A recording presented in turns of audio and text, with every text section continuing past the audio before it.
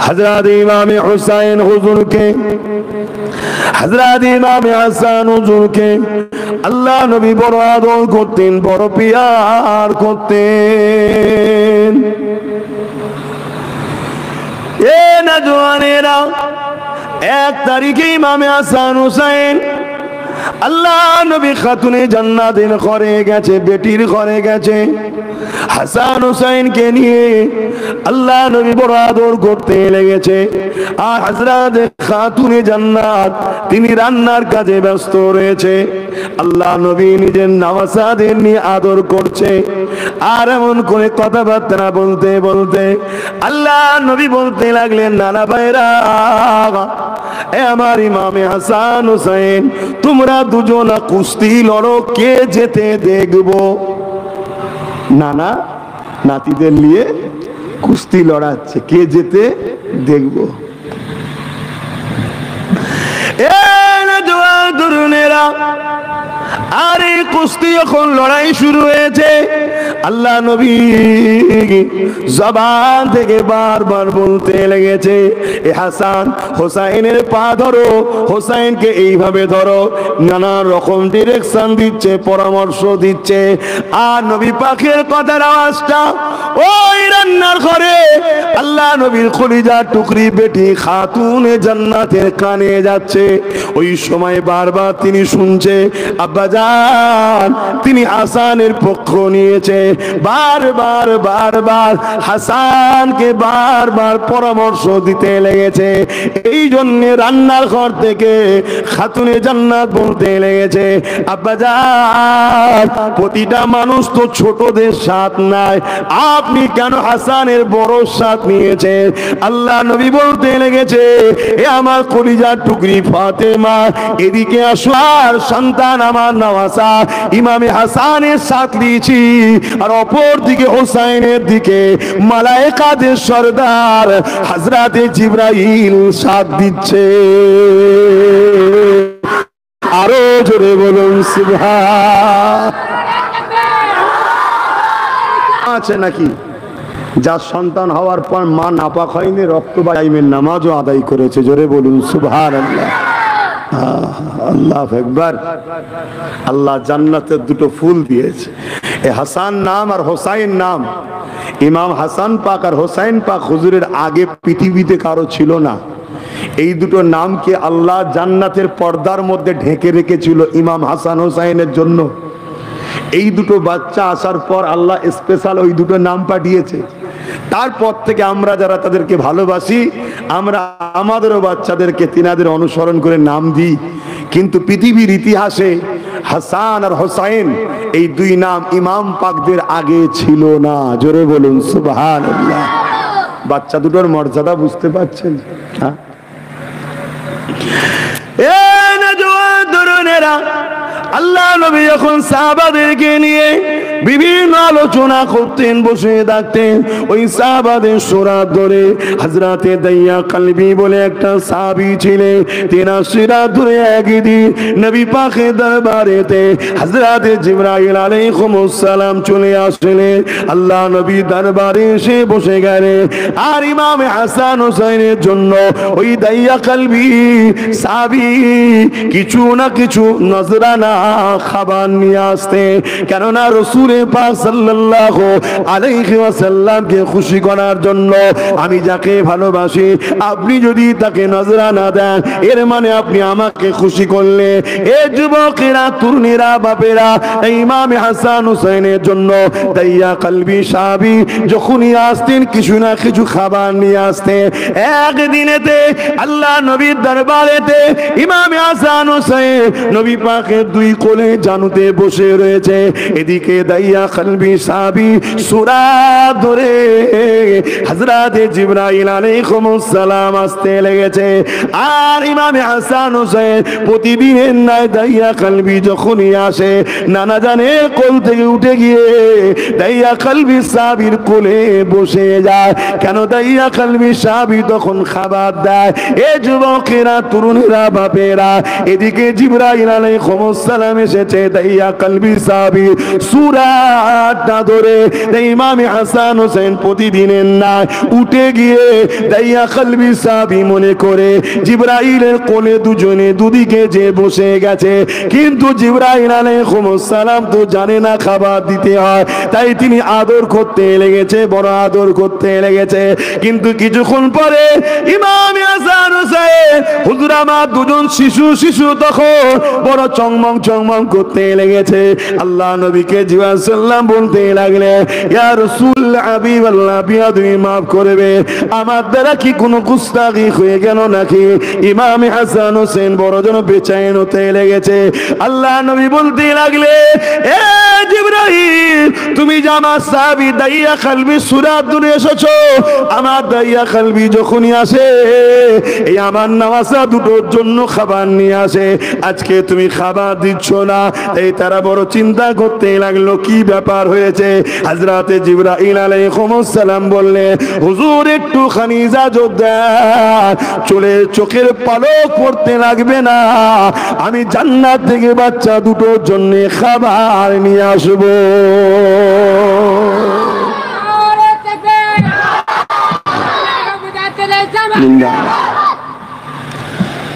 হযরতে জিবরাইল সাল্লামের 500 ডানা আছে, মাত্র দুটো ডানাকে ব্যবহার করে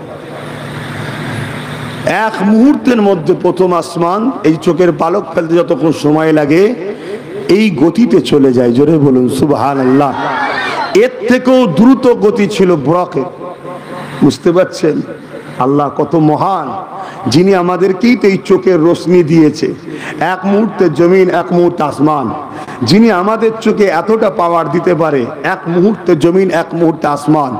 বিজ্ঞান সায়েন্স মানতে বাধ্য হয়েছে চোখ থেকে একটা রোশনি বাহির হয়, যেটা আসমানে গিয়ে টাচ করে ফিরে এসে ব্রেনকে সিগন্যাল দেয় এটা এই কালার, তাই আমরা বুঝতে পারি এটা এই কালার। বলুন সুবহানাল্লাহ।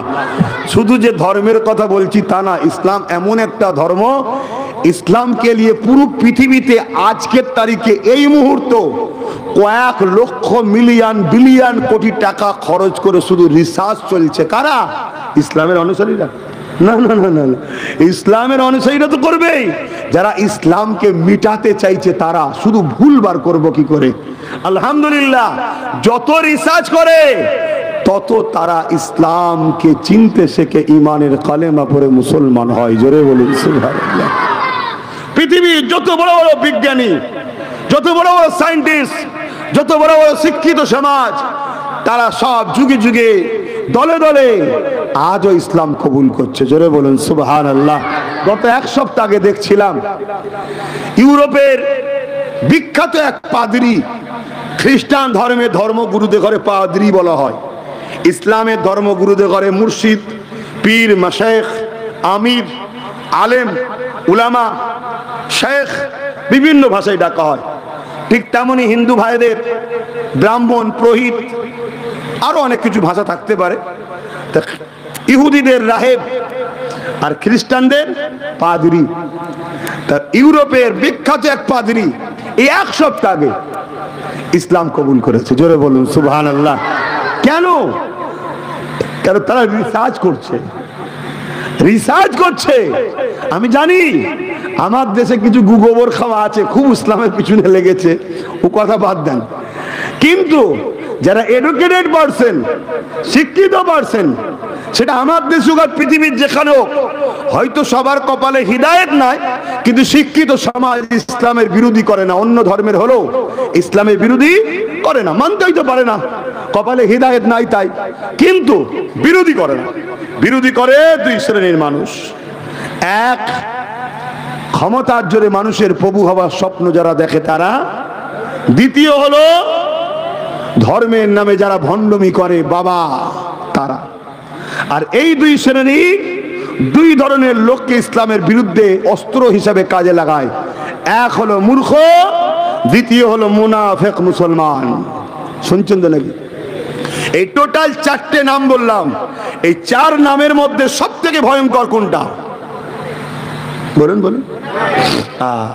যেগুলো আমাদের সাথে মসজিদেও যায়, আমাদের সাথে ঈদগাতেও যায়, আমাদের সাথে কুরবানির গোশতও খায়, আমাদের সঙ্গে দেখা হলে আসসালামু আলাইকুম ওয়া আলাইকুম সালামও বলে, আমাদের সাথে দেখা হলে বড় বড় সব ভাষণও দেয়।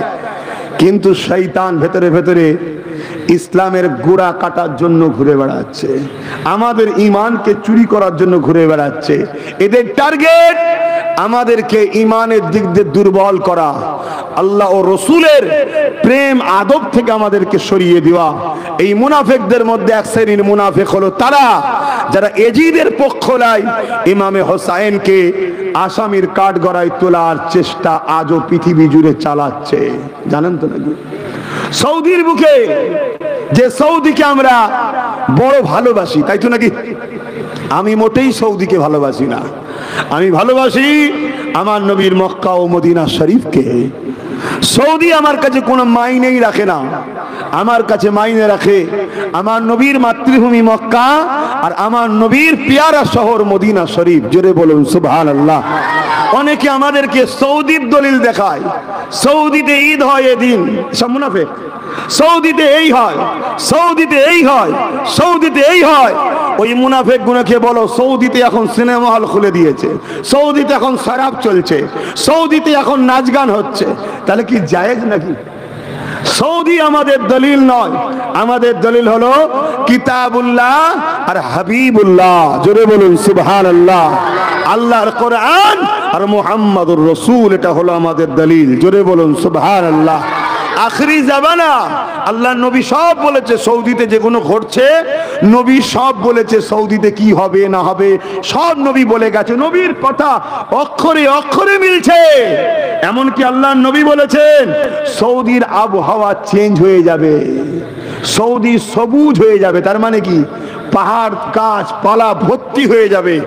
আজ সৌদিতে যারা যাচ্ছে, আমি তো কয়েকবার গেছি, আল্লাহ লিগে গেছে, আমি তো যত বছর যাচ্ছি দেখছি অবাক হয়ে যাচ্ছি। আমার নবীর কথা অক্ষরে অক্ষরে মিলছে। 1450 বছর আগে নবী পাক যা বলেছে যে সৌদি আকাশ ছোঁয়া ঘর বানাবে, তাদের জমিনে আর পা থাকবে না, তারা এত অর্থশালী হবে। অথচ তারা একদিন উট বকরি দুম্বা চড়িয়ে বেড়াতো। মুস্তফা জানে রহমত সাল্লাল্লাহু আলাইহি সাল্লামের কদমের ওসিলায় পুরো আরবের তলাটাই হলো সোনা, পুরো আরবের তলাটাই হলো তেল, পুরো আরবের তলাতেই হলো হিরে, পুরো দামি পৃথিবীর সম্পদ পুরো আরবের তলায়। কেন? হুজুরের কদমের বরকতে আল্লাহ তৈরি করেছে। জোরে বলুন সুবহানাল্লাহ। কিন্তু দুঃখের বিষয়, তারা হজের টাকায় শরাব পান করে, হাজিদের টাকায় শরাব পর্যন্ত পান করে। বলুন নাউজুবিল্লাহ। তো ওটা কি আমাদের দলিল? আমাদের দলিলকে কিতাবুল্লাহ আর বলবেন না রাসূলুল্লাহ হাবিবুল্লাহ, এটা মাথায় রাখবেন। বড় বড় সব জুব্বা দিয়ে 26-এর আব্বা ঘুরে বেড়াচ্ছে, শুধু একটাই লক্ষ্য, নবীর থেকে বিচ্ছেদ করো, নবীর থেকে বিচ্ছেদ করো। কেন?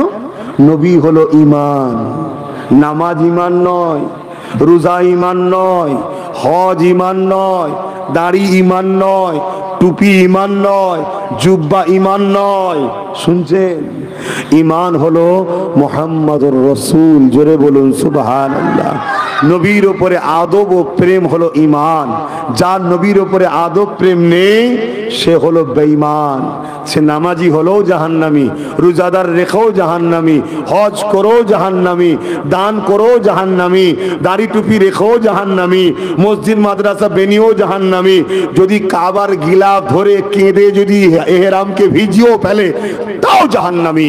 মাকামে হাতেমের ওখানে সেজদা, যেটা কাবারই অংশ, ওখানে যদি সেজদাই পরে মারাও যায় তাও জাহান্নামী, যার মধ্যে নবীর আদব প্রেম নেই। শুনছেন তো নাকি? আখরি জামানা, খুব সাবধান।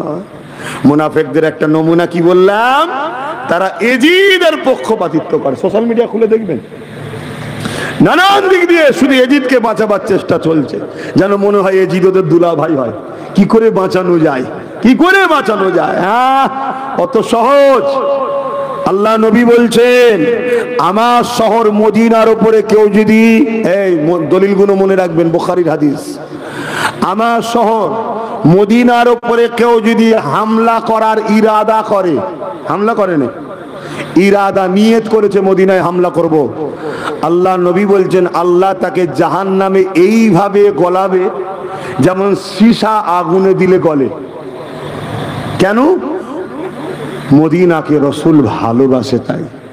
নবীর ভালোবাসার শহরে হামলা করেনি, ইরাদা করেছে। আল্লাহ তাকে ওইভাবে জাহান্নামে দিয়ে গলাবে। তো নবী বলছে হাসান হোসাইন আমার থেকে, আমি রসুল হাসান হোসাইনের থেকে, যারা হাসান হোসাইনের উপরে মহব্বত রাখলো তারা আমি রসুল আমার উপরে মহব্বত রাখলো, যারা হাসান হোসাইনের উপরে বুকস রাখলো, দুশ্মনী রাখলো, তারা আমি রসুল আমার উপরে দুশ্মনী রাখলো। আয় আল্লাহ, যারা আমার উপরে দুশ্মনী রাখে তুমি তাদের উপরে দুশ্মনী রাখো। জোরে বলুন সুবহানাল্লাহ। শুনছেন তো নাকি? এখানে উচিত নাউজুবিল্লাহ বলা, কিন্তু আমি সুবহানাল্লাহ বললাম এ কারণে যে হাসান হোসেনের মাকাম কত, সম্মান কত। সেই হাসান হোসেনের পক্ষ নিতে পারেনি, শুধু ঘুরিয়ে ফিরিয়ে এজিদকে বাঁচাবার চেষ্টা করছে। কি গো আপনারা এজিদি না হোসাইনি? আজও মুসলমানের মধ্যে দুটো কোয়ালিটি আছে না? না, কারবালা ইমামে হোসাইনের বিরুদ্ধে অস্ত্র ধরেছিল কারা? কি গো? ইহুদিরা ধরেছিল, বলবেন তো? ইহুদিরা ধরেছিল, খ্রিস্টানরা, হিন্দুরা, এই আদিবাসীরা, দলিতরা, এসসি এসটিরা হোসেন হুজুরের বিরুদ্ধে তরবারি ধরেছিল নাকি কারবালায়? কারা ধরেছিল? বলেন বলেন বলেন।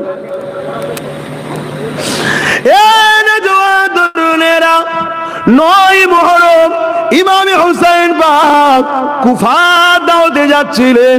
হুজুর আমার 9 মুহররমেতে এজিদ বাহিনী এমন করে খুর বলে একজনের নেতৃত্বে 1000 সৈন্য পাঠিয়ে দিল। ওই সৈন্য বাহিনী সবাই ছিল মুসলমান, সবাই কলেমা পড়তো লা ইলাহা ইল্লাল্লাহ মুহাম্মাদুর রাসূলুল্লাহ। তারা এমন করে দেখা যায় ওই কারবালাতে এসে ইমামে হুসাইন পাককে আটকে দিলে, এই ইমামে হুসাইন পাক আগে যাওয়া হবে না, আপনাকে বন্দী করে নিয়ে যাওয়া হবে। এমন করে এজিদের পক্ষ থেকে খবর আছে। ইমামে হুসাইন পাক বলতে লেগেছে তোমরা জবানে যার কলেমা পড়ো তিনি হলেন আমার নানাজান, তোমরা কোন মুখে বলো আমি হুসাইনকে বন্দী করবে? ওই সৈন্য দলের মধ্যে যিনি কমান্ডার ছিলেন, সিপাহসালার ছিলেন, তিনি হলেন হযরত খু। তিনার মধ্যে আগে থেকে নবী ও আলে রাসূলদের প্রেম ছিল, কিন্তু তিনি রাজার হুকুমে এজিদ তখন জোর করে ক্ষমতায় বসেছিল। জানেন তো নাকি? 1-1.5-2 ঘন্টায় আর পুরো কথা বলা যায়, এজন্য মেন মেন জায়গাগুলো বলছি। জানেন তো নাকি? মুসলমান যদি কারবালা না জানো, এই মুসলমান থাকার থেকে মুজির হাতে মরে যাওয়াই ভালো। এমনি মারছে নাকি আমাদের ঘরে? এটা আমাদের পাওনা, আমাদের পাওনা ওর দ্বারা আল্লাহ দিচ্ছে। খোদার বিনা হুকুম ছাড়া গাছের পাতা লড়তে পারে? হ্যাঁ বলেন। খোদার বিনা হুকুম ছাড়া আকাশ থেকে 1 ফোঁটা পানি পড়তে পারে? তাহলে এত বড় দেশের প্রধানমন্ত্রী কে হবে? খোদার বিনা হুকুম হয়ে গেছে নাকি? হ্যাঁ, তাহলে মাথায় বসিয়েছে কে? এই ইমানদার বলো, কে বসেছে? কেন বসেছে? দুটো কারণে। মুমিনের ঈমান পরীক্ষা হবে, মুনাফিককে সাইজ করবে। নমরুদকে কে বসিয়েছিল? রাজা। বলুন বলুন। ফেরাউনকে কে বসিয়েছিল? রাজা। আবু জেহেল উতবা সাইবা আমার নবীকে কষ্ট দেবে আল্লাহ জানে না? তাহলে আগে তো তুলে দিতে পারতো, সেই তো মৃত্যু হয়েছে। তো তারপরেও যদি আবু জেহেল চলে যেত, তো বেলাল যে নবীকে ভালোবাসে পরীক্ষাটা নেবে কার দ্বারা? তাহলে শয়তানকে আল্লাহ বসাবে, জালিমকে আল্লাহ বসাবে, অত্যাচারীদেরকে আল্লাহ বসাবে। দুটো কারণে মুমিনের টেস্ট হবে ঈমান, যে মুমিন অত্যাচারীকে ভয় করে না আমাকে ভয় করে। মুমিন অত্যাচারীর জন্য সহ্য করে আমার দিনের উপরে থাকে কিনা দেখব। আজকে মুসলমান দাবি করে, মুসলমান সব বলে আল্লাহকে ভয় নেই, এদের ভয় সব কেন্দ্র সরকারকে। ভয় আছে না? নাই। আচ্ছা, এই ভয়টা আমাদেরকে এমনি এমনি হয়েছে না খাওয়ানো হয়েছে? আচ্ছা, কেন খাওয়ানো হয়েছে? কোন নষ্ট করবো, সব জায়গায় ঘা। কেন খাওয়ানো হয়েছে তুমি আমি জানি না, কিন্তু ওরা দিন রাত রিসার্চ করছে কোন রাস্তা দিয়ে ইসলাম ও মুসলমানকে শেষ করা যায়। ওরা রিসার্চ করতে করতে দেখছে নবী পাকের একটা হাদিস। কি হাদিস?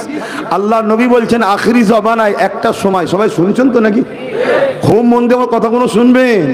আমি পেটের জন্য হজ করা হুজুর নয়, আমি পেটের জন্য হজ করা বলি সাহেব নয়, পেটের জন্য হজ হয় এখন। হক কথা বলেন, তারা পেটের জন্য নয়, তার কিসের জন্য? হ্যাঁ, ইসলাম দাঁড়িয়েছে কিসের উপরে? কুনতুম খায়রা উম্মাতিন উখরিজাত লিন-নাস তা'মুরুনা বিল মা'রুফ ওয়া তানহাউনা আনিল মুনকার। কালামুল্লাহ শরীফের কথা। দুটো কাজ আমাদেরকে করতে আল্লাহ ডিউটি দিয়েছে, অন্যায়কে মিটাও, ন্যায়কে প্রতিষ্ঠিত করো, এর নাম ইসলাম। তাহলে আজকে অন্যায়ের বিরুদ্ধে কথা বলে, আবার আমি বললে অনেকে বলে ওকে লিজাস না, গ্রামে ফেতনা হবে। কেন? ও শাসকের বিরুদ্ধে কথা বলে। কার বিরুদ্ধে? শাসকের বিরুদ্ধে। আচ্ছা, শাসকের সঙ্গে আমার ব্যক্তিগত কোনো ঝগড়া আছে? শাসক আমার জমি মেরে দিতে, আমার চাকরি মেরে দিতে, হ্যাঁ, কি ঝগড়া? ব্যক্তিগত কোনো ঝগড়া নেই তো। শাসক চোর, চুরি করে, শাসক জালিম, জুলুম করে, শাসক খুনি, খুন করে, শাসক দেশের দুশ্মন, শাসক বেইনসাফি করে। ইসলাম বলল অন্যায়, অত্যাচারী, জালিম শাসকের বিরুদ্ধে কথা বলা হলো সব থেকে বড় জিহাদ। জোরে বলুন সুবহানাল্লাহ। আজকে আমাদের হুঁশ আছে? আমার নবীর সুন্নাত হলো জালিম শাসকের বিরুদ্ধে কথা বলা। মুসা নবী, ঈসা নবী, ইব্রাহিম নবী, যত নবী এসেছেন প্রত্যেকটা নবী জালিম শাসকদের বিরুদ্ধে কথা বলে, তাদের সঙ্গে লড়াই করে, মজলুম, অসহায়, গরিব, দুঃখী মানুষগুলোকে বাঁচিয়েছে। সে গরিব মানুষগুলো অগ্নি পূজারী হতে পারে, মূর্তি পূজারী হতে পারে, যাই হোক, সে গরিব অসহায়দের পক্ষে নবী ছিল, প্রত্যেকটা নবী। আমার নবী যখন মক্কা এসে আবু জেহেলের জুলুমের বিরুদ্ধে কথা বলেছিল, তখন মক্কায় কেউ আল্লাহ মাননেওয়ালা ছিল নাকি? সব তো 360টা নকল খোদা মূর্তির উপাসনা করতো। জানেন না? জানেন না? আল্লাহ নবী তাদের হয়ে জালিমের বিরুদ্ধে কথা বলেছে। তারা আমার রসুলের উপরে ফিদা হয়েছে, আমার নবীর কাছে যে বসেছে। আমার নবী তাদেরকে সত্য বাণী শুনিয়েছে যে তোমাদের রব এই পাথরের মূর্তিগুলো নয়। কেন? তোমাদের রবকে কেউ দেখেনি, রবের কাল্পনিক কেন ক্রিটিসাইজ করছো? আর রব তো একজন, তোমরা এতগুলো করেছো কেন? রবের মা করেছো, বাপ করেছো, বোন করেছো, বোনাই করেছো, শালা করেছো, শালি করেছো, এত গোষ্ঠী তৈরি করেছো কেন? তোমাদের প্রভু তো একজন, যিনি এক রব। জোরে বলুন সুবহানাল্লাহ। তিনি যুগে যুগে আওতার, মেসেঞ্জার, পয়গম্বর, নবী রাসূল পাঠিয়েছে। তিনি আমাকেই পাঠিয়েছেন আখেরি মেসেঞ্জার করে। লোকের আমার নবীর হক বাণীর উপরে তারা আগেকারের কিতাবকে মিলিয়ে দলে দলে দলে দলে আমার নবীর হাতে হাত দিয়ে ইসলামকে কবুল করছে। জোরে বলুন সুবহানাল্লাহ। নবী পাক সাল্লাল্লাহু আলাইহি ওয়াসাল্লাম, বাবা তুই কি করছিস? আবার কি হলো তোর? আবার হঠাৎ করে জ্বালাসনি? জ্বালাসনি না, এমনি জ্বলে জ্বলে মরে যাচ্ছি। এসেছিস ভালোবেসে, একটু বস ভাই। শুনছেন তো নাকি? তাহলে কিয়ামতের দিন দুই দল লোক জাহান্নামে যাবে। কদল লোক? এক দল হলো পাপ করার জন্য জাহান্নামে যাবে, আর এক দল লোক পাপের বিরোধী না করার জন্য জাহান্নামে যাবে। শুনছেন? তাহলে পেটের জন্য হজ করতে এসছি নাকি যে খাওয়া হয়নি? এমনি তো জলসা কমিটি আগে তাবারুক পেটিয়ে দিয়েছে, খেয়ে নিয়েছি। শুনছেন তো নাকি? দাদা কাজ মিটে গেছে, যে পেটের জন্য ব্যাপার ছিল, ভাই পেট মিটে গেছে, আর যাবো না, যা। খুব ভালো করে বোঝেন, শরিয়াতকে জানেন। যদি না জানেন আল্লাহ সাহায্য পাবেন না। আমাদের নাম্বার 1 দুশ্মন হলো দাড়ি টুপি লাগালে মুনাফেক, আলেম, উলামা, ইমাম, পীর, পীরজাদা, যারা মুনাফেক। মুনাফেক চেনার একটা নমুনা বলে যাচ্ছি। জালিম শাসকদের সঙ্গে মুনাফেকদের সম্পর্ক গভীর হবে। আর হক্কানি উলামাদের একটা নমুনা বলে যাচ্ছি। হক্কানি উলামাদের সঙ্গে যুগে যুগে জালিম শাসকদের সঙ্গে টক্কর ছিল। ইমামে আজমকে দেখুন, ইমামে মালিক হুজুরকে দেখুন, সুফিয়ান সাউরিকে দেখুন, ইমাম বুখারীকে দেখুন, আমার গরিবের নামাজকে দেখুন, মুজাদ্দিদ আলফে সানিকে দেখুন। হতবাগ আকবরের সঙ্গে টক্কর ছিল। এটা হলো হক্কানি উলামাদের একটা বৈশিষ্ট্য। তারা জালিম শাসকের সঙ্গে তাদের বন্ধুত্ব হবে না। শুনছেন তো নাকি? হ্যাঁ বাপ, জানো দলিল কোনো পীর সাহেব নয়, দলিল কোনো পীরজাদা নয়, দলিল কোনো ইমাম মুফতি মাওলানা নয়।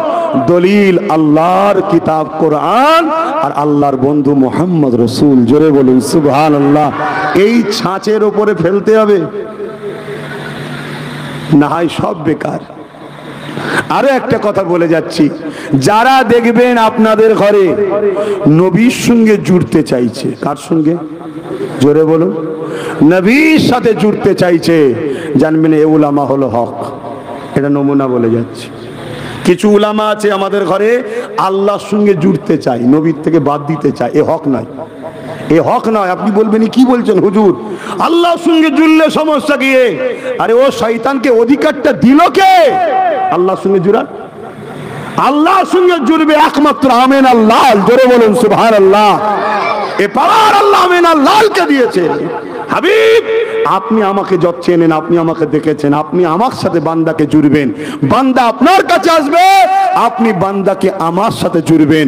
যে নবীর সাথে জুড়েছে আল্লাহ তাকে নিজের করে নিয়েছে, জোরে বলুন সুবহানাল্লাহ। আর যে নবীর সাথে জুড়তে পারেনি সেই তো সেই তো আবু লাহাব হয়েছে। কথা শুনছেন না শোনেননি? অতএব নবীর সাথে যে জুড়তে চাইছে জানবেন এ হলো হক উলামা, হক। কোরআনও ঠিক এটাই আমাদেরকে শিক্ষা দিয়েছে। আর নবী পাক সাল্লাল্লাহু আলাইহি ওয়াসাল্লামের সঙ্গে যেই জুড়বে সেই হযরতে আবু বকর সিদ্দিক হবে, ওমর ফারুক হবে, উসমান গনি হবে, সুলতানে হিন্দ হবে, মুজাদ্দিদ জামান হবে, সেজ হুজুর পীর কেবলা হবে। এই যে পাশে রয়েছেন উনার সাহেব যারা আবুল ফরাক সিদ্দিকী হবে। কথা বুঝাচ্ছে তো? হ্যাঁ, এরা নবীর সঙ্গে জুড়েছে, আর নবী ইনাদেরকে আল্লাহর সঙ্গে জুড়ে দিয়েছে, জোরে বলুন সুবহানাল্লাহ। নবীর সুন্নাত, নবীর আদর্শ, নবীর লাইফটাই তো হলো কোরআন শরীফ, জোরে বলুন সুবহানাল্লাহ। কানা খুলুকুল্লাহুল কোরআন। আম্মা জান আয়েশা হুজুর বলছে আমার নবীর লাইফ স্টাইলই হলো কোরআন, জোরে বলুন সুবহানাল্লাহ। আজ আমাদেরকে একদল গাদ্দার বেরিয়েছে, তাদেরকে দাসুরাতে সকলে হুবাহু মুসলমান লাগে। একটা নমুনা বলে যে কারবালার দিকে যাব, ওই নমুনাটা একটু মন দিয়ে শোনে। এ যুবকেরা, এমন করে আল্লাহ নবীর হাতে হাত দিয়ে হযরত আবু বকর সিদ্দিক তিনার নাম, আরো একজন নবী পাকের হাতে হাত দিলে নাম তার আব্দুল্লাহ ইবনে উবাই। এ যুবকেরা, আমার নবী পাকের হাতে হাত দুজনেই দিয়েছে। আমার নবী ইমামতি করে, আবু বকর সিদ্দিক নবী পাককে ইক্তেদা করে নামাজ পড়ে, আব্দুল্লাহ ইবনে উবাইও নামাজ পড়ে। ভাই মন দিয়ে শুনবেন তো নাকি? কারণ আমি আপনাদের বাঁচাতে চাইছি। তিনটে মানুষ বলছি, মন দিয়ে শুনুন। নাম্বার 1, দাড়ি, টুপি, নামাজ, রোজা, হজ, যাকাত, দান, খায়রাত, পাক পবিত্র, হক হারাম হালাল সব বেঁচে চলে, ঈমানও আছে। আর একটা লোক দাড়ি, টুপি, নামাজ, রোজা এসব দিক দিয়ে চেষ্টা করে, কিন্তু গন্ডগোল আছে, কিন্তু ঈমান আছে। আর একটা লোক দাড়ি, টুপি, নামাজ, রোজা, হজ, যাকাত, হক হালাল পাক নাপাক সব একদম নিখুঁত ভাবে মেনে চলে, কিন্তু নবীর প্রেম ও আদব নেই, ঈমান নেই। এই যে 3 নম্বর লোকটা বললাম, এ জাহান্নামে ঢুকবে, জীবনে বেরোবে না। আর প্রথম যে লোকটার নাম বললাম, এ বেহিসাব জান্নাতে যাবে, জোরে বলুন সুবহানাল্লাহ। কেন এর দুটো জিনিসই আছে, ঈমানও আছে, আমলও আছে। 100 নম্বর পেয়েছে, একদম সেঞ্চুরি, চিন্তা নেই। আর দ্বিতীয় যে ফেল করেনি, কোনো রকম মার্কস পেয়ে পাস করে গেছে, যদিও ধরা পড়ে কিয়ামতের দিন, পাপগুলোর জন্য আসামি হিসাবে জেল খাটবে, জাহান্নাম। ঈমান থাকার জন্য একদিন না একদিন জান্নাত যাবেই, জোরে বলুন সুবহানাল্লাহ। তাই একটু বুঝাচ্ছি, কারণ আমাদের চরম দুশমন এখন টার্গেট শুধু আমাদেরকে বেঈমান বানাও। কেন? আমাদের কাছে এমন একটা পাওয়ার আছে, যে পাওয়ারটার নাম ঈমান। এ পাওয়ার যতদিন আছে, পৃথিবীর যত সুপার পাওয়ার আমেরিকা হোক না কেন, আর যত দাদাই থাকুক না কেন, আমাদেরকে মিটাতে কোনো বাপের বেটা পারবে না। জোরে বললেন না সুবহানাল্লাহ? আরো জোরে বলুন না সুবহানাল্লাহ। কেন 1000 বার নয়, অনেকবারই চেষ্টা হয়েছে, কয়েক হাজার বার চেষ্টা হয়েছে আমাদেরকে নির্মূল করে দেওয়ার জন্য। নিশ্চয়ই একটা নাম শুনেছেন, চিঙ্গিস খান। নাম শুনেছেন না? হ্যাঁ, কি গো, নাম শুনেছেন তো? পুরো মুসলমানদের রক্ততে দাজলা নদীটাকে লাল করে এত মেরেছে। কোন কোন রায়াতের মধ্যে আছে 1 লক্ষর উপরে শুধু উলামাকে মেরেছে, কয়েক কোটি মুসলমানকে মেরেছে, পুরো দাজলা নদীকে লাল করে দিয়েছে। টার্গেট ছিল ইসলাম আর মুসলমান রাখবো না। সে চিঙ্গিস খানের কি খবর এখন আছে? তার ছেলে বলে নাতিপুতার খবর আছে? কথা বলুন, কথা বলুন। অথচ মোহাম্মদ রসুলের রুহানি বাচ্চা এবং তার খানদানের বাচ্চা এই পৃথিবীতে ছড়িয়ে আছে, জোরে বলুন সুবহানাল্লাহ। ইসলাম মিটাতে পেরেছে? কোন শক্তিতে জিতছে এরা? হালাকু খান নাম শুনেছেন? হালাকু খান এই মুসলমানদের মাথার এই কল্লাগুলোকে কেটেছে, কেটে ধরটা ফেলে দিয়েছে, খুলিগুলো দিয়ে সাজিয়ে সাজিয়ে সাজিয়ে সাজিয়ে বিশাল বিশাল রাজপ্রাসাদ তৈরি করেছে। তাহলে কত মুসলমান মেরেছে বলেন তো? সে মিটে গেছে, মুসলমান মিটেছে? এই বলুন, কোন পাওয়ারে জিতছে? তারা তো রিসার্চ করছে। চীনে একটা লড়াই হয়েছিল বাদশাহ হারুন আর রশিদের সময়। তিনার প্রধান সেনাপতির নেতৃত্বে মাত্র 30,000 যুবক ছিল খালি হাতে, সবার হাতে একটা করে ঘোড়া ছিল। কত সংখ্যা? 30,000। আর চাইনিজ সৈন্য পাঠিয়েছিল তার ভাগনার নেতৃত্বে 15 লক্ষ। ভাবতে পারছেন? এই ভাবতে পারছেন? 30,000 আর ওইদিকে কত? 30,000-এর কাছে 15 লক্ষ শুধু হেরেছে নয়, জবানা জব্দ হয়ে গেছে। শুনছেন? কোন পাওয়ারে? ওই জন্যই এরা সব কিছু ছেড়ে দেয়, মুসলমানদেরকে বেঈমান বানায়। আর বেঈমান মুসলমান কখনো মসজিদের জন্য চিল্লাবে না, মাদ্রাসার জন্য চিল্লাবে না, কবরস্থানের জন্য চিল্লাবে না, ঈদগাহ খানকা চলে যাচ্ছে চিল্লাবে না, চিল্লাবে তার বেঈমান নেতার জন্য, নেত্রীর জন্য। শুনছেন না? শোনেন না? এটা নমুনা। আজকে সমাজে দেখুন না, এই মুসলমান মুসলমানের মাথায় বাঁশ মারে, বোম বার করে, বন্দুক বার করে। এই তো 2-4 দিন আগে 9 বছরে একটা তামান্না নামে ফুটফুটে বাচ্চাকে এই তো মুসলমানরাই তো তার বেঈমান নেত্রীর জন্য বোম মেরে মেরে ফেললো। আজ পর্যন্ত তার নেত্রীর মুখে কোনো কথা আছে? এক কথা বলে, কথা আছে? কেন? আমার কওমের মধ্যে গাদ্দার ভরে গেছে, গাদ্দার ভরে গেছে আমার কওমের মধ্যে। এই গাদ্দার গুলোকে আমাদের চিনতে হবে। গাদ্দার যদি চিনতে না পারি, এই গাদ্দাররা আমাদের ঘরে কিন্তু ঘিরছে। মনে রাখবে, আমরা শেষ হয়ে যাব। আল্লাহ আমাদেরকে মুনাফিক চিনার তৌফিক দিক, বলুন আল্লাহুম্মা আমিন। তো ভাইয়ের আমার, আরে বাবা বস না, তুই তো এলি অনেকক্ষণ পরে, তুই নিজেকে খুব চালাক মনে করছিস, তুই নিজেকে খুব চালাক মনে করছিস, ওখানে দিনই দিনই মোবাইলে কাজ চালাচ্ছিস। বস, শুনছেন তো নাকি? অতএব এই জন্য আমি বারবার বলছি, প্রকাশ্য দুশ্মন যত বড়ই শক্তিশালী হোক না কেন, সে আমাদের ক্ষতি করতে পারবে না। গোপন দুশ্মন আমাদেরকে ক্ষতি করে দেবে। তাহলে আমরা বেঁচে থাকবো, টিকে থাকবো, কামিয়াবি হব কিসের জোরে? জোরে বলুন, ইমানের জোরে। হারাম খাদ্য খেয়ে ইমান থাকে? হারাম খাদ্য খেলে ইমান থাকবে? আর যেখানে সেরেক হয়, সেরেক যুক্ত খাবার খেলে? বলুন বলুন। আজকে প্রকাশ্য দুশ্মন হলো কেন্দ্রের সরকার, বিজেপি। আমাদের দুশ্মন না দুশ্মন নয়? একটু জোরে বলেন, ভয় লাগছে কথা বলতে? প্রকাশ্য দুশ্মন। আমরা চিনি না, চিনি না, তাই তাকে আমরা পাত্তাও দিই না, তাকে আমরা কোন রকম গুরুত্ব দিই না, ঠিক না বেঠিক? কিন্তু আমাদের বন্ধু সেজে দুশ্মন দেখুন রাজ্য সরকার। তাই রেশনের মাধ্যম দিয়ে, যেটা ইসলামের ধর্মে খাওয়া হারাম, সেরেক যুক্ত মন্দিরের খাবার আমাদের বাড়ি বাড়ি ঢুকাচ্ছে। কেন? খা, বেঈমান হ, বেঈমান হলে তোরা আমার হয়ে কাজ করবি, তোদের চোখের সামনে মসজিদ মাদ্রাসা নেবো, তোরা কিছু করতে পারবি না, ভাই ভাই মারপিট করবি। আর না হয় নবী বংশের আওলাদকে মুসলমানরা গাল দেয়, ওর দলের লোক দেয় না, দেয় না? সব হারামখোর বেঈমান হয়ে গেছে। ওই সব গু গোবর খাইয়েছে, খাইয়ে শেষ করে দিয়েছে। শুনছেন না শোনেন? না হয় নবী বলছে, আমার খানদানকে কেউ যদি ছোট বড় কথা বলো, সে মুনাফিক।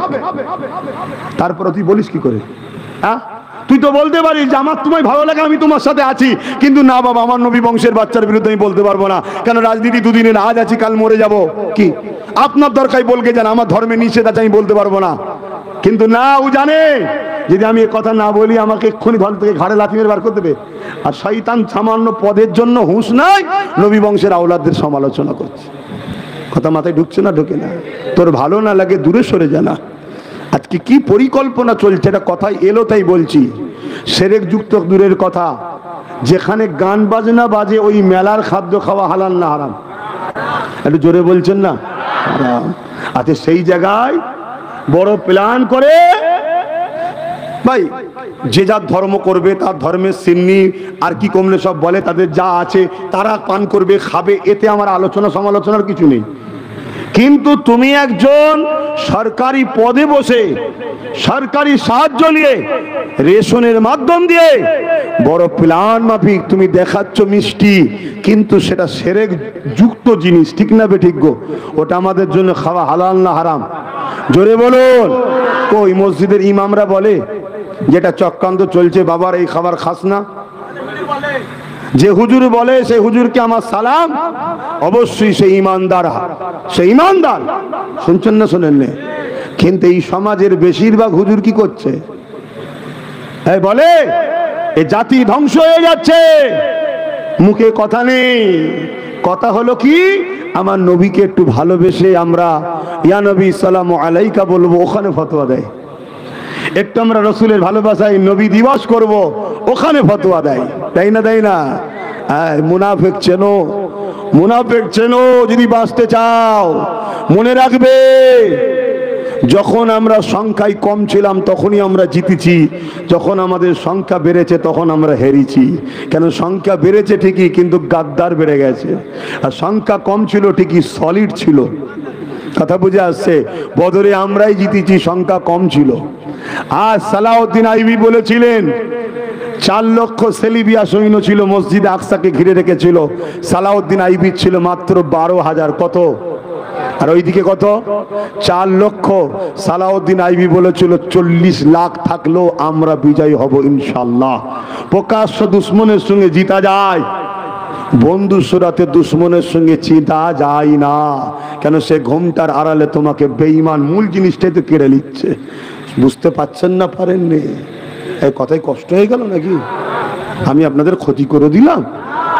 তাহলে যান না, ডবল নিয়ে আসেন, লিজে খান না, জাহান্নামের কুত্তা হয়ে যাবেন। আমার কি যায় আসে? আমার ডিউটি, মাইক পেয়েছি, সামনে পেয়েছি, কমকে বুঝাচ্ছি যে কেন্দ্র সরকার আমাদের প্রকাশ্য দুশ্মন, রাজ্য সরকার আমাদের বন্ধু সেজে দুশ্মন। এ হচ্ছে বেশি ভয়ঙ্কর, এ বেশি ভয়ঙ্কর। ও আসলে সামনাসামনি হবে। ওর ক্ষমতা ছিল আমাদেরকে এরকম দ্বারা ধর্মীয় ভাবাবেগে সেরেক যুক্ত খাবার দেওয়ার ক্ষমতা ছিল না? খেতুন আমরা?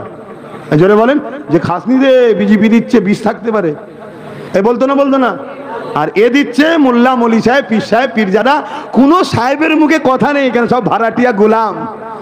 কেউ একটা আলুতে বিক্রি হয়েছে, কেউ একটা স্করপিওতে বিক্রি হয়েছে, কেউ একটা ফরচুনার গাড়ি পেয়েছে, কার একটুখানি কলকাতায় বাড়ি করে দিয়েছে, কার সামনে দুটো পুলিশ গাড়ি, পিছনে দুটো পুলিশ গাড়ি, কাঁই কাঁই করে যাচ্ছে। এ শয়তান সব বিক্রি হয়ে গেছে। ধর্ম জাহান্নামে যাক, আমার দেখার দরকার নেই। আমার পেট পুঁজি হচ্ছে, মজা হচ্ছে, এই ঠিক আছে। এই অসুবিধা হয়ে গেল নাকি? হায়দা না বললে আল্লাহ তো আমায় মারবে। এই তুই বলিস নি কেন? বলিস নি কেন? আল্লাহ তো আমাকেও ছাড়বে না।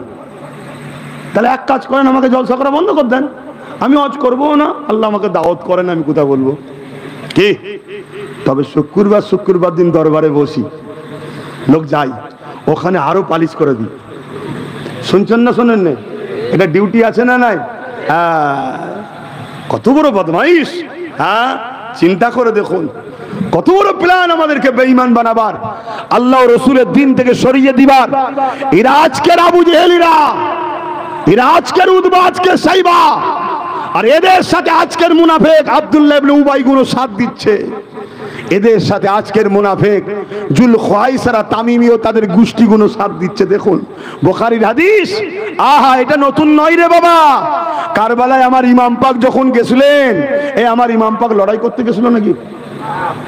যদি লড়াই করতে যায় তাহলে দুধের বাচ্চাকে, আলী আসগারকে কোলে করে কেউ নিয়ে যায়? হ্যাঁ, নিজের স্ত্রী, বেটি, বোন, বাচ্চা বাচ্চা ছেড়ে ঘরে কেউ নিয়ে যায়? দাওয়াত দিয়েছে কুফার লোকেরা, হুজুর আসেন, আমরা এজি না।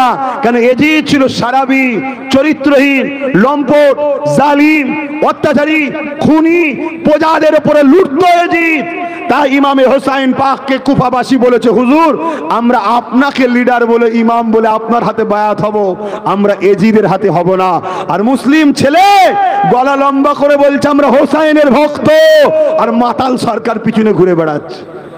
মাতাল সরকার, বুঝছেন না? বোঝেন না? স্কুল বন্ধ করে দিয়ে অঞ্চলে অঞ্চলে সব মদের দোকান খুলছে, মদ খা, মদ খা। আর দেখে দেখে দেখে দেখে দেখি মুসলিম এলাকাগুলো, আপনি ফুরফুরা শরীফে যান, ফুরফুরা শরীফে কত বছর যাচ্ছেন, মুরব্বীদের ঘরে জিজ্ঞেস করুন। এই মাতাল সরকার আসার আগে ফুরফুরার ভৌগোলিক পরিস্থিতি এত খারাপ ছিল না আজকে যে খারাপ। কি প্রত্যেকটা মোড়ে মোড়ে দেখুন মদের দোকান খুলে দিচ্ছে ফুরফুরাটি ঢুকার মুখে। শুনছেন না শোনেন না? দেখুন খেয়াল করে। তাহলে কি চিন্তা ভাবনা এর, হ্যাঁ? আপনারা বুঝবেন না? বুঝুন। আসেন, ইমামে হোসাইন পাকের কথা বলছিলাম। ইমামে হোসাইন পাক যখন কারবালায় গেলেন, মানে কুফাতে যাচ্ছেন কারবালার ওপর দিয়ে, তখন হুজুরকে যখন রুকেছে, হুজুরের বিরুদ্ধে যে লড়াই হবে, 25,000 বা 22,000 সৈন্য ছিল। তার মধ্যে 13,000 ছিল আলেম, উলামা, মুফতি, হাফেজ। কত? আরে কথা বলছে না ছেলেগুলো?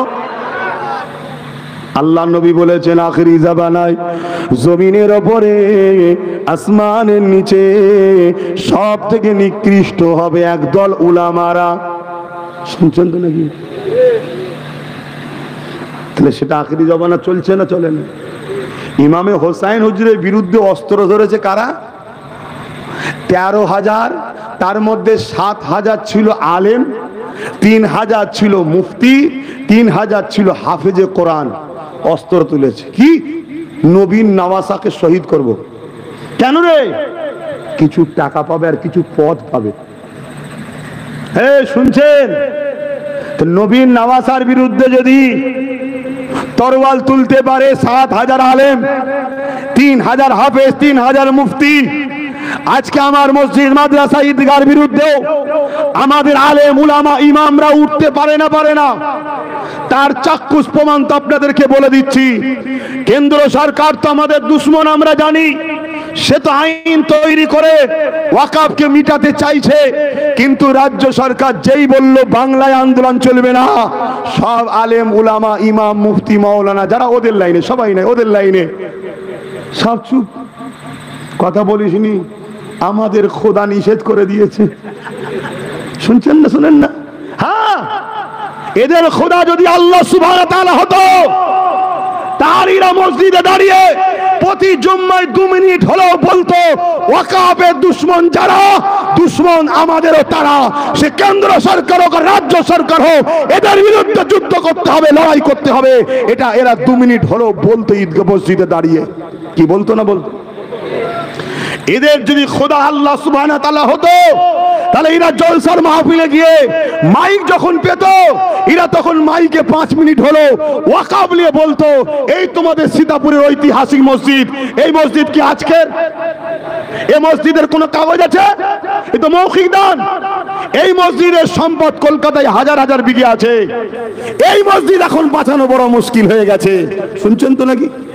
তাহলে তো বলতো দাঁড়িয়ে বা জলসায় গিয়ে যে ভাই ওয়াকফকে ভুলে যেও না, ওয়াকফ আন্দোলন করতে হবে।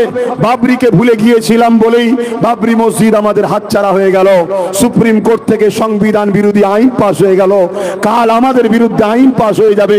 মসজিদ মাদ্রাসা বাঁচাবার জন্য তোমাদেরকে সংগঠিত হতে হবে। আমরা ডায়ে বায়ে সামনে পিছনে লাল বুলু কালো সবুজ কিছু বুঝি না। ওয়াকফকে বাঁচাবার জন্য যারা আমাদের সাথ দেবে, আমরা আগামী দিন তাদের সাথ দেব। যারা আমার ওয়াকফের নয়, সে কেন্দ্র হোক আর রাজ্য হোক, তারা আমাদের দুশ্মন। এ কথা কি বলছে জলসায়? জলসায় কথা বলছেন না কেন? তাহলে এদের খোদা তো আল্লাহ নয়। আল্লাহ যদি হতো আল্লাহর ঘরের জন্য বলতো। যেই বলে দিয়েছে বাংলায় বলা যাবে না, চুপ। কিন্তু আমি আব্বাস সিদ্দিকী 10 বছর ধরে আন্দোলন করে আসছি ওয়াকফ নিয়ে। 10 বছর ধরে বলছি ওয়াকফ দখল করো, চলে যাবে চলে যাবে চলে যাবে চলে যাবে। কত দালাল আমার বিরুদ্ধে কত কথা বলেছে, বলেছে না বলেন? হ্যাঁ, এমনও কথা বলেছে হুজুরের ছেলে রাজনীতির কথা বলবে কেন, বলেছে না বলেন? ও কমবক্তা শয়তান মুনাফিক জানে না যে ইসলাম কমপ্লিট ধর্ম, ইসলামের রাজনীতির কথা আছে না নাই? তাহলে আমি আমার জাতিকে শিখাবো না যে হারা রাজনীতি করতে গিয়ে বেঈমান হয়ে যাচ্ছিস না? তো এটা বলা দরকার আছে না? না কেন? রাজনীতির কিছু কিছু স্লোগান আছে, এই স্লোগানগুলো বলার সাথে সাথে মোশরেক হয়ে যায়, জানো? সঙ্গে সঙ্গে ইসলাম থেকে বেরিয়ে যায়, জানো? জানি না। তো এগুলো যদি উলামারা না আলোচনা করে তো জানবে কি করে? অথচ সব স্লোগান দিয়ে বেঈমান হচ্ছে, ইসলাম থেকে বেরিয়ে যাচ্ছে। তো জাতিকে বাঁচাবার জন্য কথা বলা দরকার আছে না? না একদম সবাই মিলে হাত দিয়ে আমার পিছনে লেগে গেল। আজকে সেই ওয়াকফ আমাদের হাতছাড়া হচ্ছে না? হয়নি? হ্যাঁ, এখন টিকে আছে সুপ্রিম কোর্টের ওপরে। সুপ্রিম কোর্ট যদি একবার রায় দিয়ে দেয় যে কেন্দ্র সরকার যেটা করছে ঠিকই করেছে, বলো তোমরা কি করবে? এই মসজিদ এসেই ভাঙে দেবে, বলো কি করবে? রুকে দেবে না? এই রুকে দেবে? ক্ষমতা আছে তোমাদের? অত সহজ নয়। লোহা কাটতে গেলে লোহা লাগে, রাজ পাওয়ারকে রুখতে গেলে রাজ পাওয়ারই লাগে। তাই আব্বাস সিদ্দিকী তার ভাইকে রাজনীতিতে নামিয়েছে, এমনি নয়। কথা মাথায় ঢুকছে? কিন্তু আমার ভাইকে তো মুসলমান সাপোর্ট করা ছেড়ে দিয়ে, সবাই বলবো না, অনেক মুসলমান আছে তার ছোট বড় কথা বলে, তাকে গালিগালাজ করে, আছে না? না না, কিন্তু অনেক মানুষ ভুল ভেঙেছে, সাপোর্ট করেছে, আজও করছে। কি গো, করেন তো নাকি? মনে রাখবেন, নবী বলেছেন কোরাইশের নেতৃত্ব মানো। কোরাইশের নেতৃত্ব, ও কোরাইশ বংশের ছেলে। যদি আল্লাহর উপরে ভরসা থাকে, হকের উপরে সাথ দেন। হাসেন বাপেরা ফিরে যায় কারবালার দিকে। ইমামে হুসাইন পাক কারবালার ময়দানে যখন গেলেন, হুজুর আমার লড়াই করতে যায়নি গো, পরিবার বাচ্চা সন্তানদের ঘরে নিয়ে কুফার মানুষদের দাওয়াতে যেতেছিলেন, কিন্তু হুরকে দিয়ে ইমামে হুসাইন পাককে রুখে দেওয়া হলো।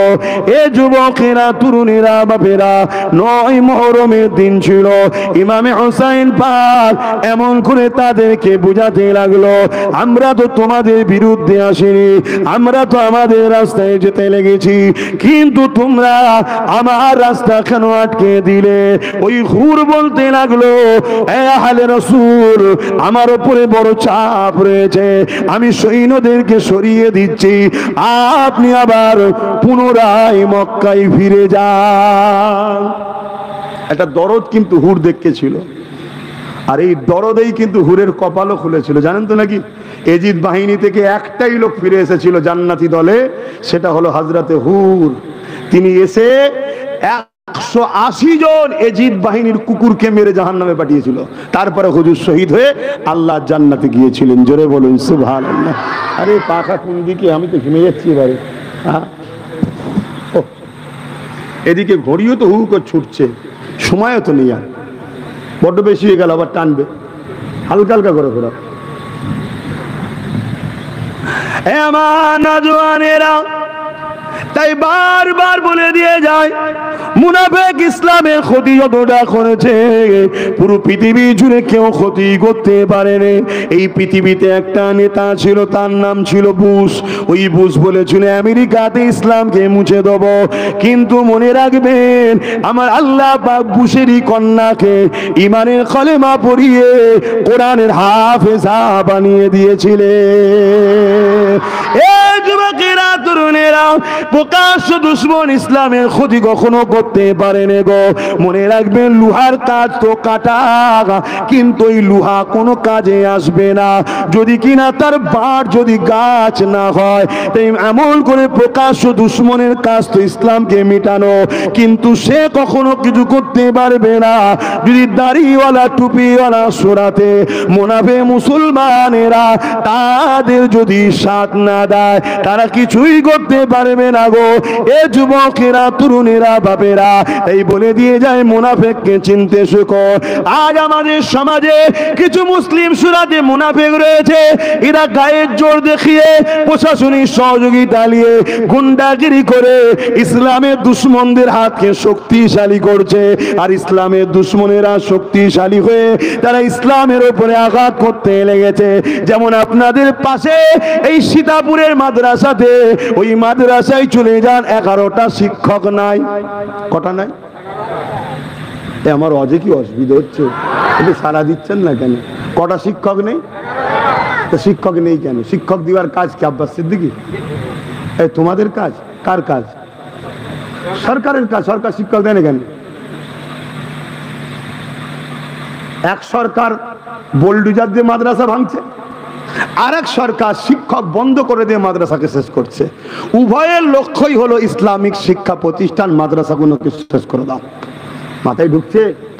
হ্যাঁ, উত্তরপ্রদেশে কেন্দ্র সরকারের হাতে মুসলমান মরছে, আর রাজ্যে আমাদের ঘুমটা অলির দ্বারা মরছে। এই তো ব্যাপার। লক্ষ্য একটাই, মুসলিম শেষ করো। কিন্তু আফসোস এখানে একটা, সেখানে কি? ওখানে ও মারছে, ওকে আমরা কোনো সাহায্য করিনি, আর এখানে আমরাই সাহায্য করছি, আর আমাদের সাহায্য নিয়ে আমাদেরকেই মারছে। এটা হলো সবচেয়ে বড় দুঃখ। আমাদেরই সাহায্য নিয়ে আমাদেরই মাদ্রাসাকে শেষ করছে। দাদা হুজুরের মাদ্রাসায় 14টা শিক্ষক নেই, গল্প বলছি না, মিলিলেন না? তাহলে কেন নেই? এভাবে বাংলায় 10,000 ভ্যাকান্সি খালি, যেখানে চাকরি দিলে 10,000 মুসলিম ঘরের ছেলে চাকরি পাবে এবং প্রতিষ্ঠানগুলো বাঁচবে। ইচ্ছা করে দেয়নি যাতে করে প্রতিষ্ঠানগুলো ধ্বংস হয়ে যায়। আর আমাদের ঘরে ফ্রিতে আলু দেয়, পেঁয়াজ দেয়, তেল দেয়, ভিক্ষা দেয়, ওই খেয়েই আমরা খুশি। কিন্তু মনে রেখে দিও, এক মুখ দিয়ে খাওয়াচ্ছে, বার করবে কিন্তু অনেক কটা রাস্তা দিয়ে। এটা মাথায় রেখে দেবে। আসেন বাপেরা, মুনাফিকলি একটা কথা বলছিলাম, ওই কথাটা একটু বলে দিই, বুঝতে বেশি সুবিধা হবে। আল্লাহ নবীর হাতে হাত দিলেন আবু বকর সিদ্দিক, আর নবী পাকের হাতে হাত দিলেন আব্দুল্লাহ ইবনে উবাই। মন দিয়ে শুনবেন, আবু বকর সিদ্দিকের মুখে দাঁড়িয়ে আছে, মাথায় টুপি আছে, জুব্বা পাগড়ি আছে, আর আব্দুল্লাহ ইবনে উবাইরও রয়েছে। আমার নবী পাকের সঙ্গে আবু বকর সিদ্দিক হজ করেছে, আব্দুল্লাহ ইবনে উবাই হজ করেছে। আমার নবী পাকের সাথে আব্দুল্লাহ ইবনে উবাই যেমন করে জিহাদে গেছে, আবু বকর সিদ্দিকও গেছে। আমার নবী পাকের দরবারে বসে বসে দ্বীন ইসলাম কোরআনের বাণী আবু বকর সিদ্দিকও শিখেছে, আব্দুল্লাহ ইবনে উবাইও শিখেছে। কিন্তু আল্লাহর ফয়সালা দেখুন, আব্দুল্লাহ ইবনে উবাই কোরআন ঘোষিত জাহান্নামী, আর আবু বকর সিদ্দিক দুনিয়া থেকে জান্নাতে সার্টিফিকেট পেয়ে গেছে। এ যুবকেরা, কারণ কি? আবু বকর সিদ্দিককে জিজ্ঞাসা করা হয়েছে, আবু বকর সিদ্দিক বলতে লাগলে, ওর মধ্যে যা আছে আমি আবু বকরের মধ্যে তাই আছে, কিন্তু আমি আবু বকরের মধ্যে যা আছে ওর মধ্যে তা নাই।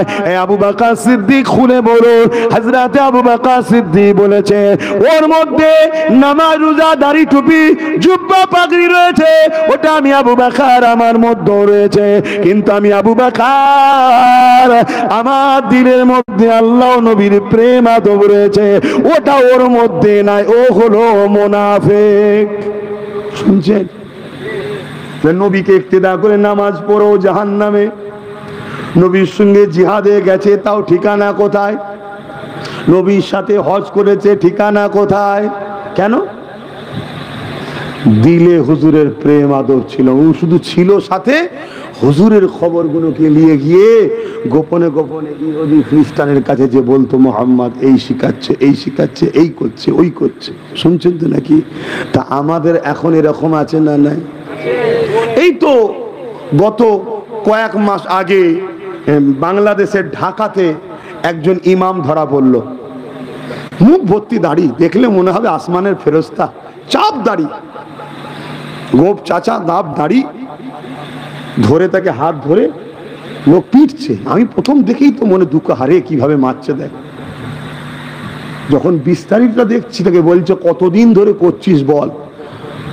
বলছে আমি 17-18 বছর ধরে এই এলাকার লোকেদের ঘরে আমি ইসলাম থেকে সরিয়ে খ্রিস্টান বানাচ্ছি। শুনছেন তো নাকি? সে মসজিদের ইমাম। তাহলে এরকম আমাদের আছে না? না, সে তো মসজিদে দাঁড়িয়ে আল্লাহ রসুলের হয়ে, আল্লাহর হয়ে, মসজিদ মাদ্রাসার হয়ে বলবে না। সে বলবে ভুলভাল করো না, তোমরা এদিক ওদিক করলে ডাকাত ঢুকে পড়বে। ভয় দেখাবে না? দেখাবে না। কেন ভয় দেখাচ্ছে জানেন? এক তো দেখিয়ে এর ফায়দা করছে, বিনিময়ে ভাতা নিচ্ছে, মাইনে নিচ্ছে। কিন্তু এর পিছনে আর একটা হাদিস আছে, আমি যেটা বলতে গিয়ে চলে গেছিলাম। আল্লাহ নবী বললেন, একটা সময় আমার উম্মত প্রচুর মার খাবে। মন দিয়ে শুনবেন, প্রচুর মার খাবে। সাহাবা হুজুররা বললেন, হুজুর সেই সময় কি আমার ভাইদের সংখ্যা কম হবে? আল্লাহ নবী বললেন, না, সংখ্যা কম হবে না। আমাদের সংখ্যা কম। হ্যাঁ, 2011 বাংলায় সেন্সার ছিল 33%। মুসলমানদের কি ছেলে হওয়া বন্ধ হয়ে গেছে নাকি? হ্যাঁ, ইহুদি যেমন ইসরায়েলের ছেলে হওয়া বন্ধ হয়ে গেছে, জানেন তো নাকি? হ্যাঁ, আর ওই বিষয়ে বলার সময় নেই। তাহলে 2011 যদি 33% হয়, তাহলে এতদিনে একটাও হয়নি নাকি? হ্যাঁ, কথা বলছে না তো। তাহলে রাসূলুল্লাহর কথা হলো সংখ্যা কম হবে না, সংখ্যা বেশি হবে। তারপরে সাহাবারা জিজ্ঞেস করছেন, হুজুর মার খাবে কেন? আল্লাহ নবী বললেন, তাদের মধ্যে দুটো খসলো ঢুকে যাবে। কটা বলবো? গায়ে লাগছে? নাম্বার ওয়ান, তারা আল্লাহর ভয় ছেড়ে দিয়ে মৃত্যুকে ও দুনিয়ার জালিম শাসকদের ঘরে ভয় করবে। শুনছেন? তাহলে প্রতিটা মসজিদ, কম বেশি প্রতিটা নয়, মসজিদ থেকেই তো আমাদের অন্তরে আল্লাহর ভয় বার করে কেন্দ্র সরকারের ভয় ঢুকানো হচ্ছে না, হয় না? এর মধ্যে একটা প্ল্যান আছে না নাই? আরে আসবে তো একদিন, আজ না হয় কাল। দিল্লিতেও দীর্ঘ বছর ছিল অন্য সরকার, সরাতে পারছিল না, লাস্টে কেজরিওয়ালকে আনা হলো, তাকে সরিয়ে দিয়ে বিজেপি ঢুকে গেল। এখানেও ছিল অন্য সরকার, আসতে কোনোভাবে পাচ্ছিল না, এনাকে দিয়ে জায়গা তৈরি করা হচ্ছে, ঢুকবে তো বটেই, কিন্তু তার আগে আমাদের মূলটা শেষ করছি কোথায়? আমাদেরই উলামারা আমাদের অন্তরে ভয় ঢুকাচ্ছে, কি? জালিম শাসকের ভয়, মৃত্যুর ভয়। আমার নবীর হাদিস মিলছে না মেলেনে? দ্বিতীয় নম্বর, নবী বললেন তারা লুবি হয়ে যাবে, লুবি, লালসা, লুবি হয়ে যাবে। আমরা লুবি হয়েছে না হয়নি? হ্যাঁ বলুন বলুন বলুন। হ্যাঁ, পেট ভর্তি করে খেয়ে বেরিয়েছে, তারপরেও যদি বেরিয়ে বলে কোথায় যাচ্ছি রে, এই তো দাদা একটু বাজারে যাচ্ছে, এদিকে এদিকে বস, বসে মরা মুরগির বিরিয়ানি খেয়ে দিল, কপ কপ খেলি না, করে না করে না মুসলমান? তাহলে শেষ করছে আমাদের ঘরে। আমি এসেছি বাঁচাবার চেষ্টায়। যেদিন আপনাদের মনে হবে যে আব্বাস সিদ্দিকীর কথা ভালো লাগছে না, ওপেন বলে যাচ্ছি, দাওয়াত করবেন না, কেন এই পেটের জন্য কেসা কাহিনী বলতে পারবো না। শুনছেন তো নাকি? আমি হক কথা বলনেওয়ালা লোক, তাতে পুরো পৃথিবীর দুশ্মনের সঙ্গে লড়তে আমি রাজি আছি, আমার এত সাহস। আপনি ভাববেন কি বলছে, না ডায়ে কেউ আছে, না বাঁয়ে কেউ আছে, না সামনে কেউ আছে, না পিছনে কি আছে, কি করে এত কথা বলে? একটা কারণেই বলতে পারি, এখানটা আমার ঈমান আছে। হাসবুনাল্লাহু ওয়া নি'মাল ওয়াকিল, নি'মাল মাওলা ওয়া নি'মান নাসির। গরিবে নওয়াজ খাজা মঈনুদ্দিন আজমিরি পুরো ভারতে একা লড়েছিলেন জালিম শাসকদের বিরুদ্ধে, জানেন তো নাকি? মানুষের গলায় ঘুন্টি দিয়া থাকতো, ঘুন্টি। নিচু জাত, মেথর, মুচি, দম, নিচু জাত বলে অপমান করা হতো। ইতিহাস খোলো, তাদের গলায় ঘুন্টি দিয়া থাকতো, ঘুন্টি। দেখলে নাকি অশুভ হবে, অশুভ হবে, ভিআইপি উঁচু জাতরা দৌড় বন্ধ করে দিত, তাদেরকে ছুতো না। তাদের বেটিদের গলা আবার ভোগ করার জন্য ছুতো, বেশি খুলে বলতে পারছি না। গরিবে নওয়াজ এসে এই সব অপকর্মের বিরুদ্ধে লড়াই করেছে একা।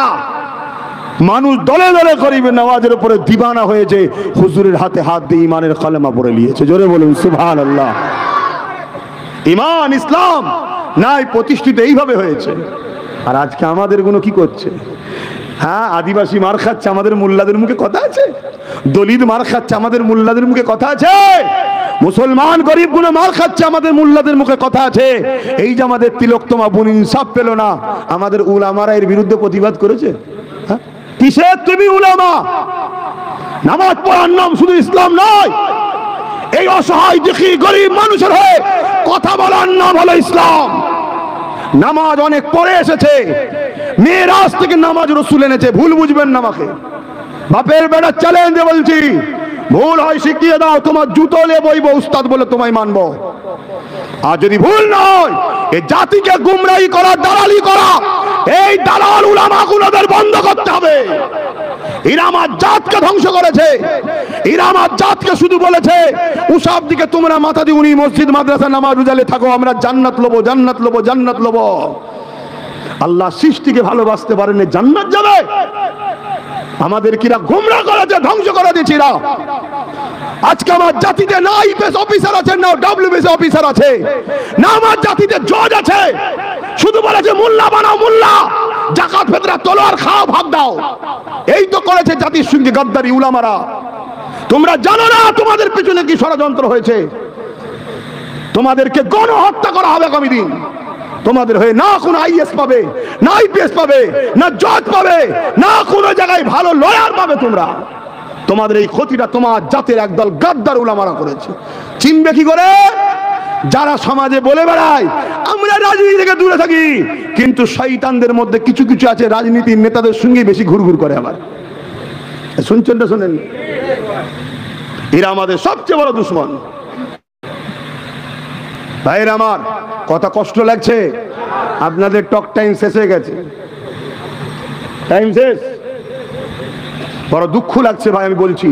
আজকে বলুন তো, একটা 9 বছরের বাচ্চা মেয়ে তামান্না, সে তার মায়ের সঙ্গে গোসলখানায় কলেতে গোসল করছে না, হাত খেলাধুলা করছে বা ঘুরছে, সে কোন দলের? এই সে ধর্ম সম্বন্ধেই বোঝে এখন? হ্যাঁ, সেই যে কাশ্মীরের আসিফা মন্দিরের মধ্যে 14 দিন ধরে ভরে তাকে যে রেপ করলো, মনে পড়ছে না? বলেন, তার ধর্ম কিছু বোঝেছে? হ্যাঁ, এই উন্নয়ে কি বলে আমাদের পূজা বোন, ছোট্ট একটা মেয়ে, সে কিছু বোঝে? তাকে রেপ করে মেরে দেওয়া হলো। এই যে অত্যাচারগুলো হচ্ছে, এগুলো কি জিহালাত নয়?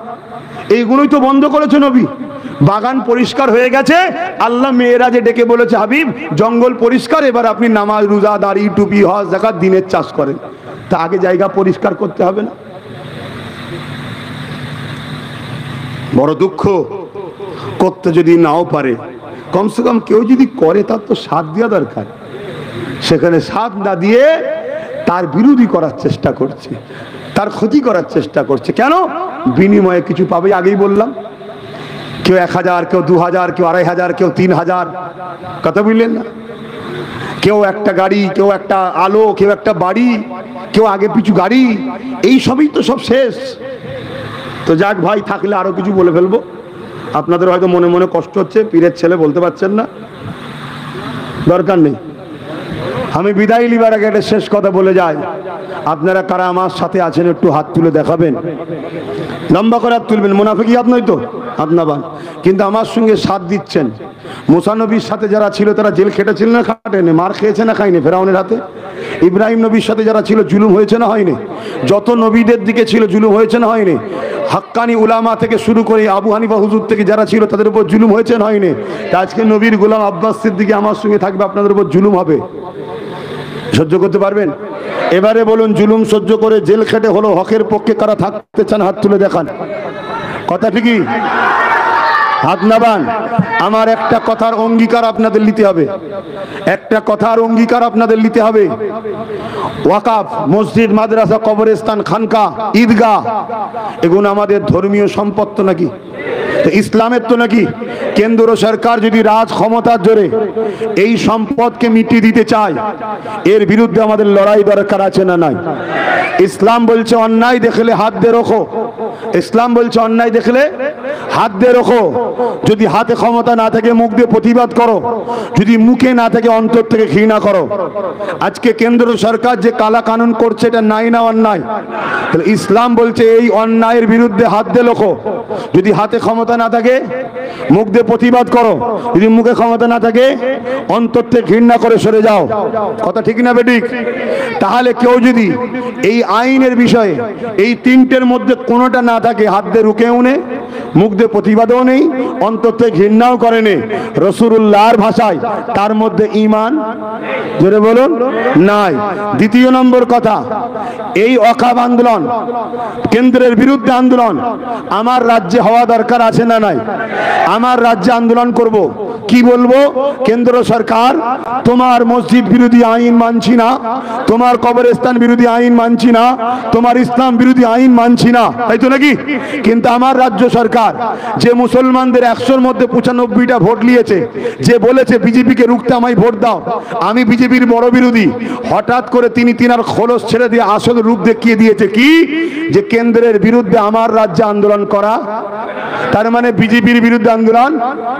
ও মসজিদ ভাঙে ভাঙ, তুমি চুপ থাকো, ও কবরস্থান দখল করে করুক, তুমি চুপ থাকো, এটাই তো মানে নাকি?